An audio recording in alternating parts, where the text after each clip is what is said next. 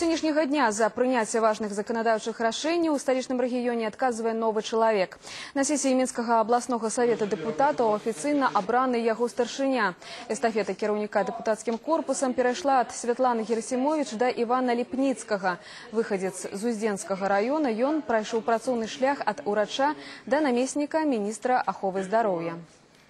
Я считаю, что на должность председателя облсовета, конечно, должен быть избран очень высокий профессионал, человек ответственнейший, который будет болеть за интересы людей, за интересы области.